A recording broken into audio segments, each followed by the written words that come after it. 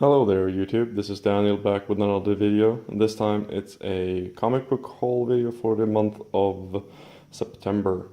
As you can see, it's a thick stack of books that I've got here, 26 in total, and there are some gems in this stack, in my opinion at least. And the first book I have to show you is Batwoman, issue 7. I'm really starting to enjoy this series, and this arc with her hunting down certain henchmen for that work for this many arms of death is starting to be a bit interesting now. It looks like we are gonna have the Scarecrow as a villain in this series. Then I have Courier, issue 5 out of 5. So this ends this miniseries. It's been a very simple story.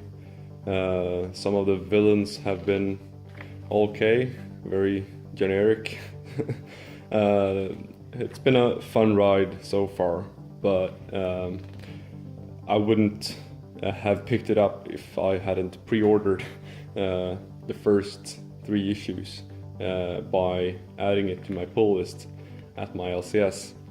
If I had just picked up the first issue, I probably would have dropped it then and there. But I felt like, yeah, why not just complete the series to have the completionist in me basically wanted me to continue this.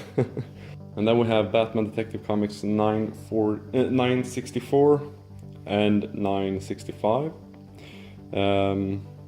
We have like a short story sort of with Clayface and the conclusion of Anarchy's part in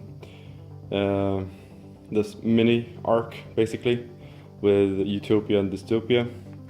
I liked the Clayface part, but I kind of think it fell short basically with the other part of the story.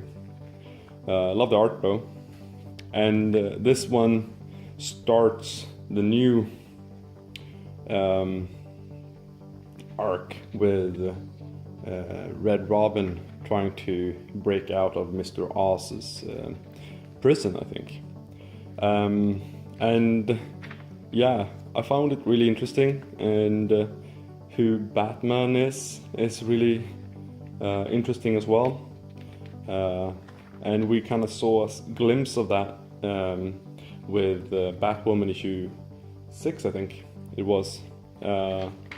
So yeah, I truly enjoyed this issue, and hopefully the rest of the arc will prove to go in the same direction. Then we have Crosswind by Gail Simone and Kat Staggs, I guess.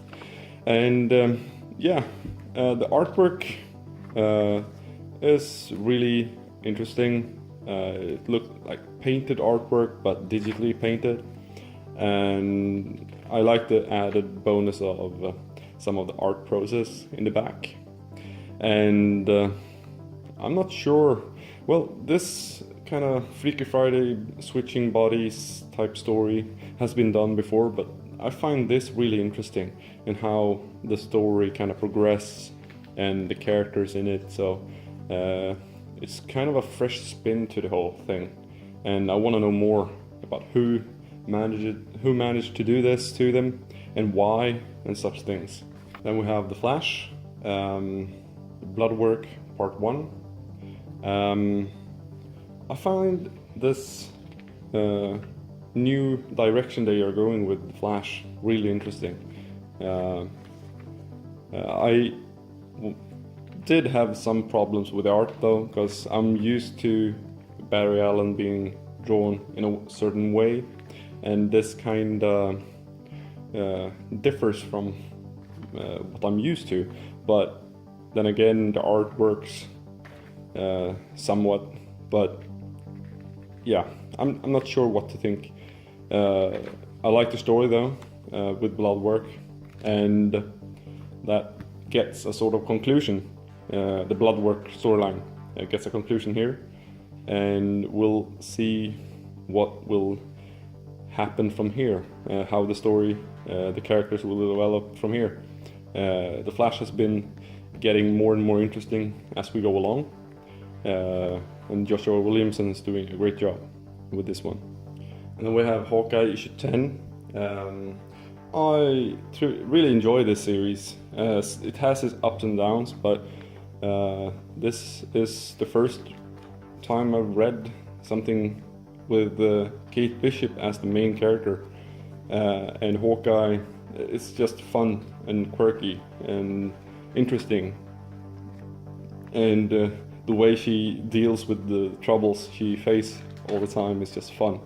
So yeah, if you're looking for a story that's just upbeat, fun, action-filled, this might be for you. Then we have Batman, the War of Jokes and Riddles, the interlude with Kite Man,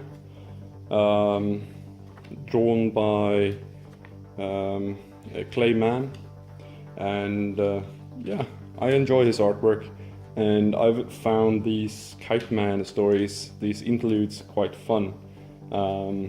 It's been kind of a long, dragging its heels, basically, getting to the conclusion. But yeah, I've been sort of enjoying it, but sort of not. So I'm kind of torn about it. And then we have Batman 31, and the story progressing slowly. Them basically attacking the Joker's hideout, and we are gonna soon get to see what Bruce has been worried about telling Selina, this whole arc. Hopefully it's gonna pay off, you never know. Then we have Trinity issue 13. This issue kind of sealed the deal for me.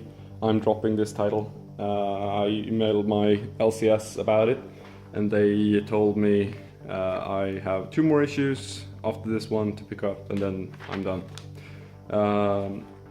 I just don't recognize the characters anymore, and the storyline has been a bit of a letdown, and the characters aren't that great. They aren't drawn, and they don't feel like they are the characters I'm used to. But then again, I can't blame the writers for trying to do something else or something different. I don't know, it's just, this isn't for me, and that's okay. I'll just pick up something else instead.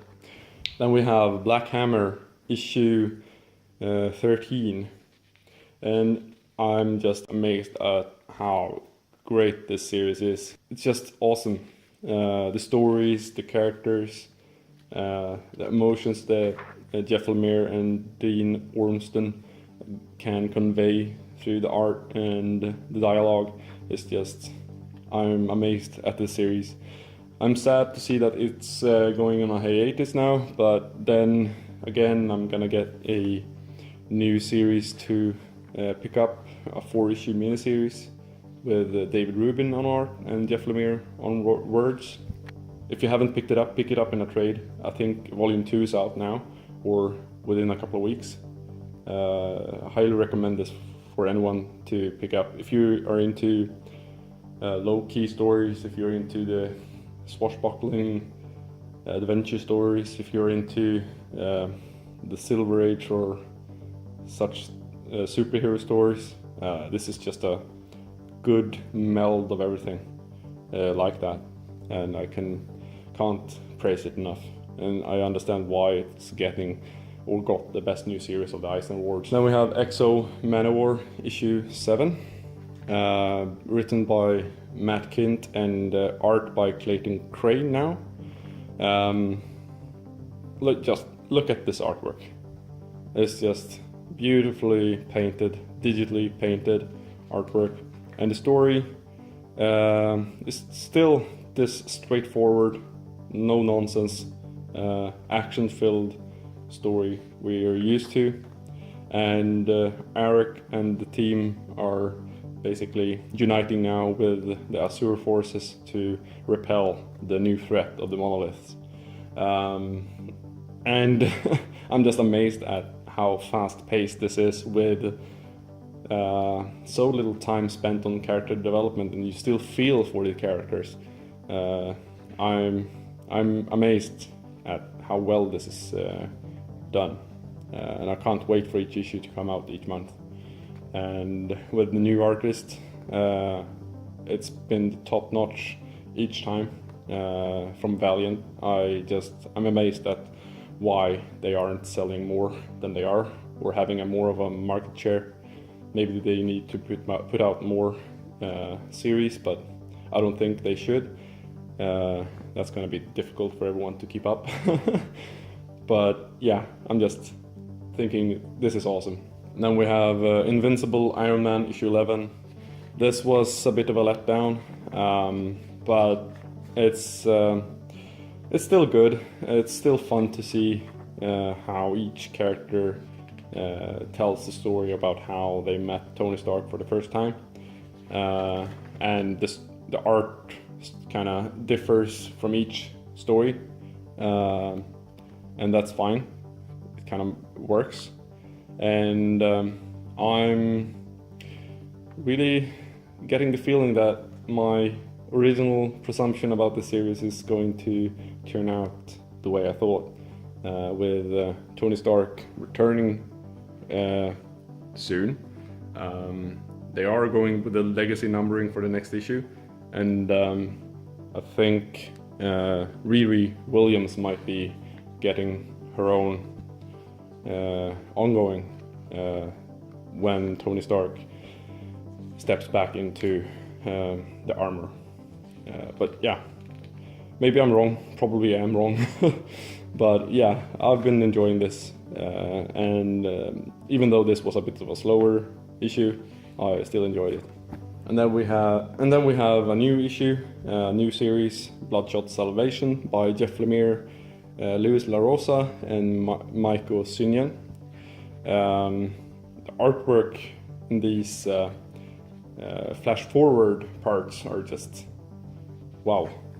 And then you have like the closest thing I can think of is X-23 from Marvel, type character with his Bloodshot's daughter, and this is a good jumping on point. I have never read any Bloodshot, and I know nothing about his character basically other than what I've heard other people tell on videos on YouTube. And this got me really intrigued. I want to read more, so I need to backtrack, get some trades or hardcovers or something like that for the rest, for everything that's gone before. And the art in the present of the story is also really great. And then we have Black Monday Murders, issue 7. This has a bit of a sporadic release schedule, but I'm fine with it. Each issue is packed with beautiful art, great iconography, and the story is just wow. It kind of it answers some questions, but you leave each issue with twice as many questions unanswered as you get answered, basically. And it kind of works for me. I am loving each issue, and art is just stunning. Look at this. I don't know. It's just lovely to see, and the story is really complicated, and so I think it might be read better in a trade paperback or something like that. So definitely try it out. There's a trade out now for first arc. It's a really thick trade. I think each issue was 48 pages or something like that, close to that, when it came out. Then we have a Vertigo series. It's close to ending now, issue 7, one more issue to go, and then it's wrapping up. I found this really an action-packed, fun no nonsense story. Kind of hinted towards a revenge-driven story, but you never know what it's gonna turn out to be. I truly enjoy it. If you enjoy the art, you're probably gonna enjoy the story too. Think of it of sort of a more raw and dirty Born Identity type thing. And then we have The Realm, issue 1, a variant, and this is one that I had my eye on, but I decided not to pick up in the single issue. But then again, I went to Stockholm Comic Con a couple of weeks back and got the opportunity to get a issue signed by Tony Moore, the artist on the variant, and I couldn't pass it up, so I bought it. And when I read it, I just, damn, I should have picked it up from the beginning. So this is such a good start for a story.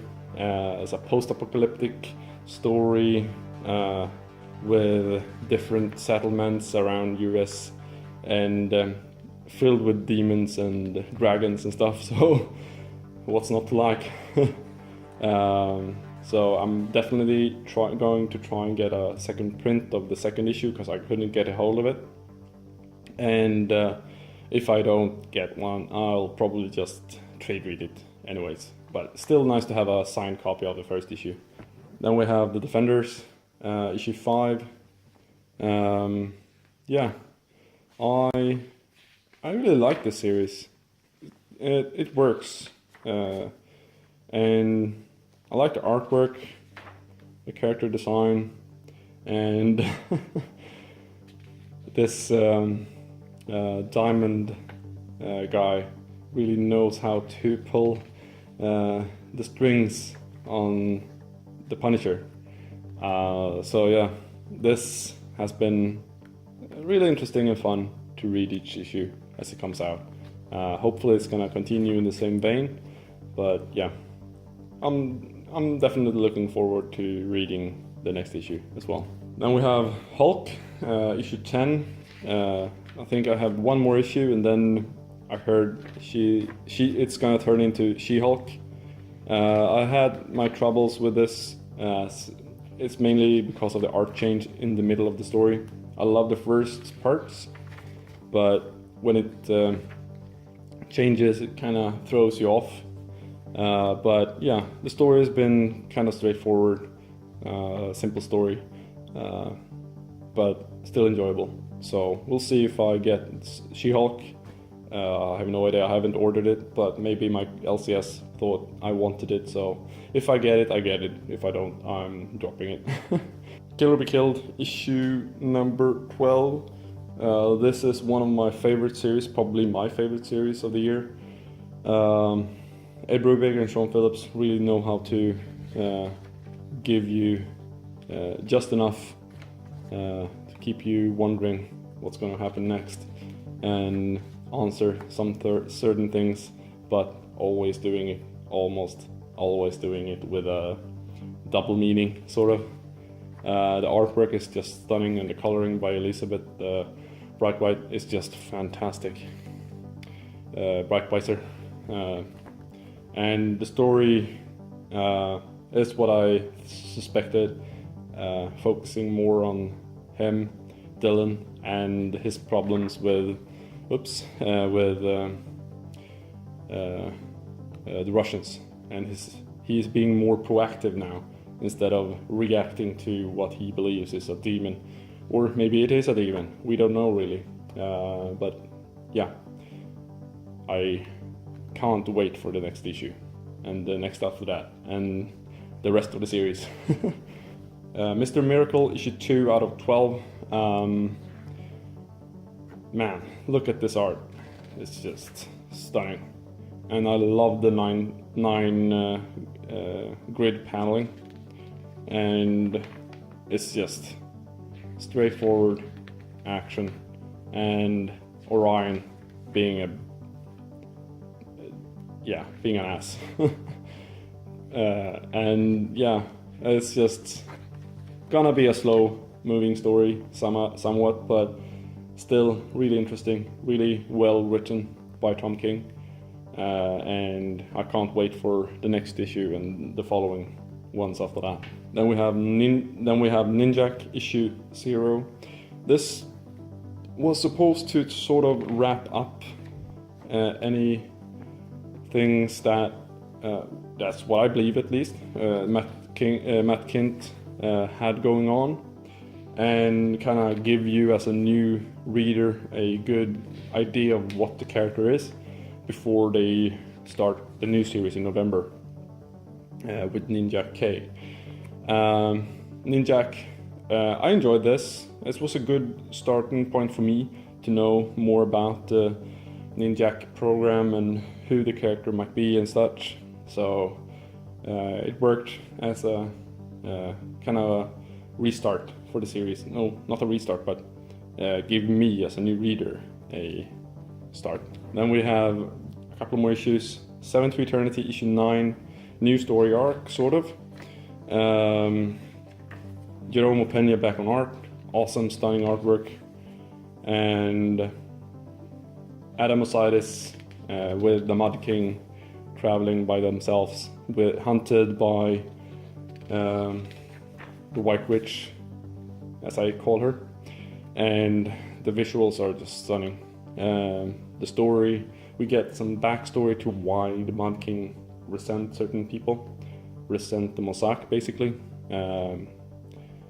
somewhat, and you get them debating what's right to do and what's not right to do and such things, depending on your onlook or how you view the world, and what your beliefs are. I really enjoy this sort of philosophical fantasy story, and the artwork is just stunning as well. Then we have Grass Kings issue 7, new story arc, more focusing on the criminal aspect or investigative of criminal things.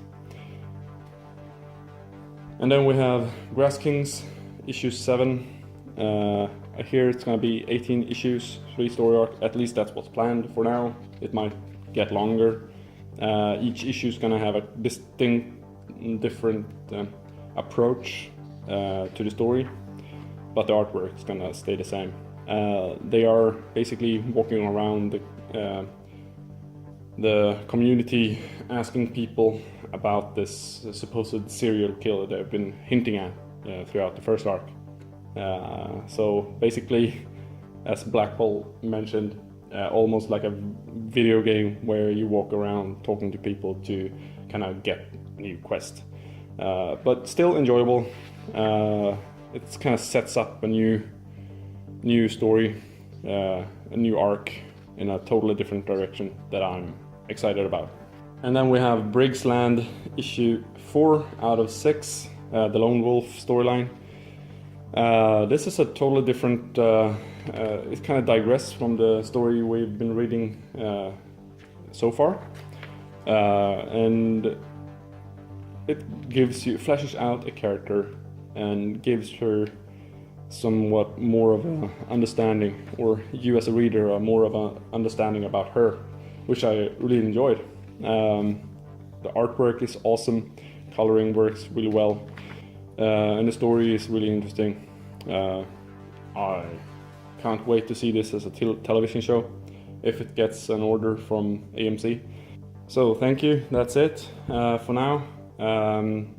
If you have any questions about these series, just leave me a comment down below, or if you have any suggestions for what to do with the channel, just leave a comment and I'll think about it.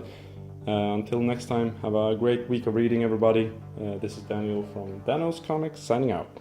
Bye bye.